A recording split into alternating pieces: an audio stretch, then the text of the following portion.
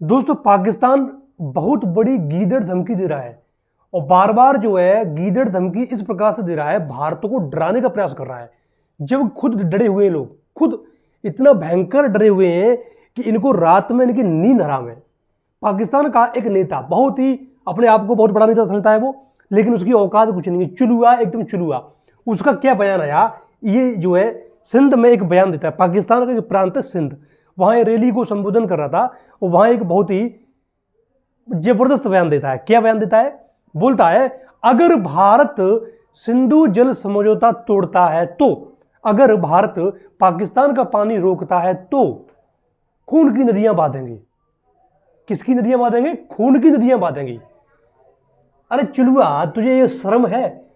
ये शब्द बोलने से पहले अपना इतिहास पढ़ लेता, कम से कम थोड़ा इतिहास में झांक के देख लेता कि किसने खून की नदियां बहाई हैं।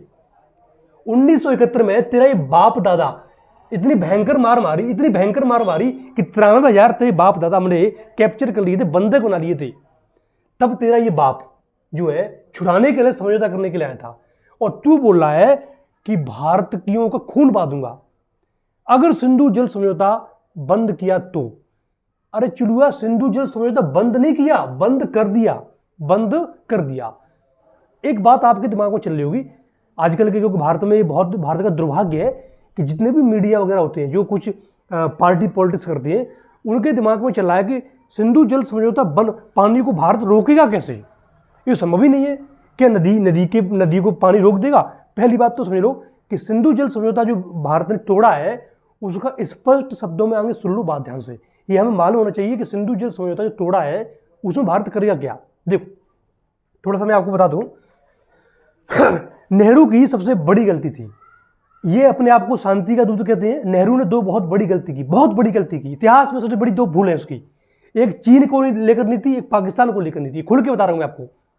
1960 में जब इसने पाकिस्तान के साथ सिंधु जल समझौता किया था तो इसने भारत को धोखा दिया। क्या धोखा दिया?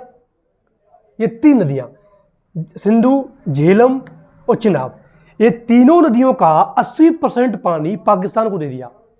जब 1948 में कबायली हमला करके इसने हमारा आधा कश्मीर छीन लिया, फिर भी भाई साहब शांति के नाम पर दो देशों के में अमन शांति बनी रहे, ये भी हमारे भाई है, वो आधा पानी दे दिया, 80% पानी दे दिया। वर्ल्ड बैंक को शामिल किया, 80% पानी दे दिया। और उसमें तय किया गया तीनों के बीच में, दोनों के बीच में तय किया गया कि भारत हर महीना पाकिस्तान को रिपोर्ट करेगा। क्या रिपोर्ट करेगा? पाकिस्तान को यह रिपोर्ट करेगा कि हम कितना जल छोड़ने वाले हैं और कितना कब छोड़ेंगे। ये सारी ब्रीफिंग जो है हर महीना देता है, भारत देता आ रहा था, अभी तक देता आ रहा था। ठीक है, इससे होता क्या था कि ये पूरा जो पाकिस्तान है, पाकिस्तान के दो प्रांत, पंजाब प्रांत और आपका सिंध प्रांत, इसमें जो खेती किसानी होती है, क्योंकि लोगों ने नहरें बना रखी हैं, तो भारत बता देता था कि भैया आज हम इतना पानी छोड़ेंगे या फला दिन हम इतना पानी छोड़ेंगे। तो यहाँ के जो सिंध और पंजाब के जो किसान थे वो आपस में तैयार हो जाते थे, पहले से प्रिपेयर हो जाते थे कि हम भैया इतना पानी आने वाला है तो हम इस पानी को कहाँ खपाएंगे। अब सिंधु जल समझौता जो भारत ने तोड़ा है, इसके तहत अब क्या होगा ये ध्यान रखिएगा। दोनों प्रांतों में, पंजाब और जो है आपका सिंध प्रांत, ये दोनों में खलबली मची हुई है। तभी ये चुलुआ बोला था, अभी जो मैंने आपको था ना, जो भुट्टो, उसने इसलिए बयान दिया था कि हम खून बहा देंगे। क्यों?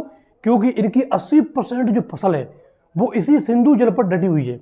अगर भारत पानी को रोकता है तो भाई साहब इनके तन पर कपड़ा नहीं बचेगा, हड्डियां दिखेंगी, हड्डियां, शरीर पर हड्डियां दिखेंगी, भूखों मर जाएगा, भूखों। क्यों?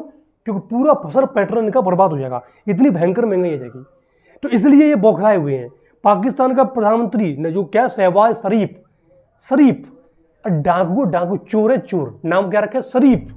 ये शरीफ थोड़ी है, वो बयान दे रहा है कि हम भैया जो 27 आपके मरे हैं ना, 27 लोग आपके मरे हैं, हम उस पर जांच बिठाएंगे।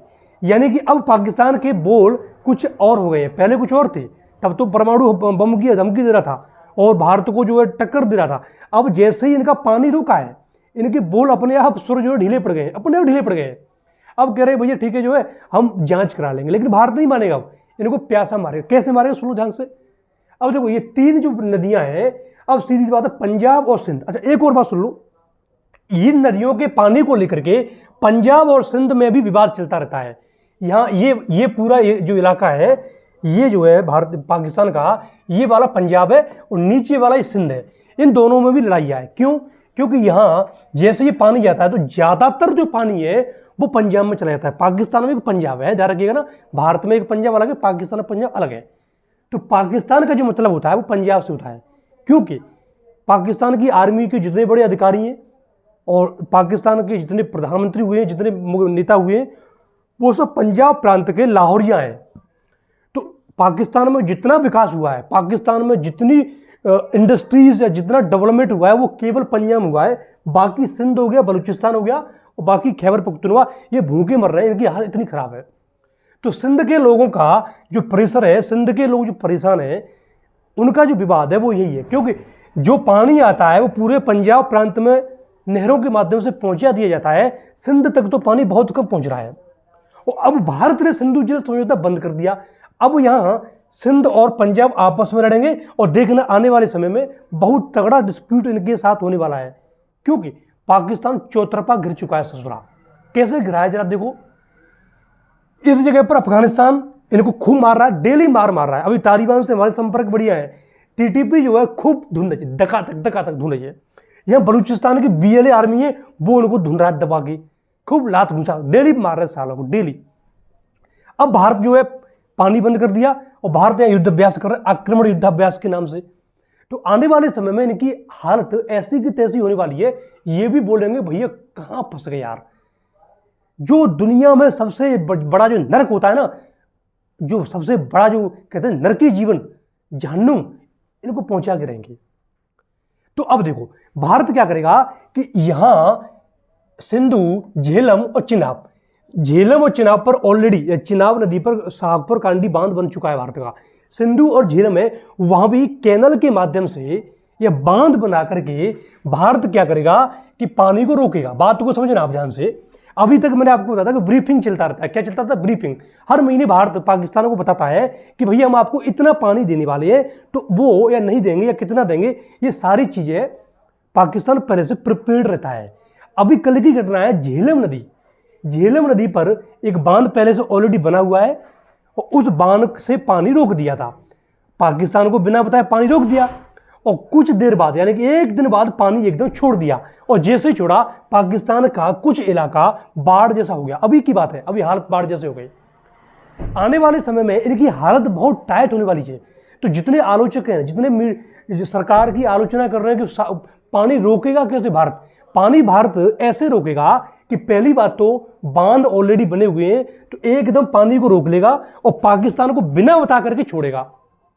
और जब पाकिस्तान को बिना बता के छोड़ेगा तो पाकिस्तान की हालत ऑलरेडी खराब हो जाएगी। क्यों? क्योंकि पानी एकदम बिना बताए छोड़ेंगे तो बाढ़ के लिए वो प्रिपेयर्ड नहीं होंगे, अपने आप बह जाएंगे ससुरी। एकदम पानी को बंद कर देगा तो गर्मी आ रही है, चिल्ला गर्मी आ रही है, तो गर्मियों में पानी एकदम बंद होगा, ऑटोमेटिक रूस उनकी हालत खराब हो जाएगी। तो आने वाले समय में इनकी हालत बहुत टाइट होने वाली है।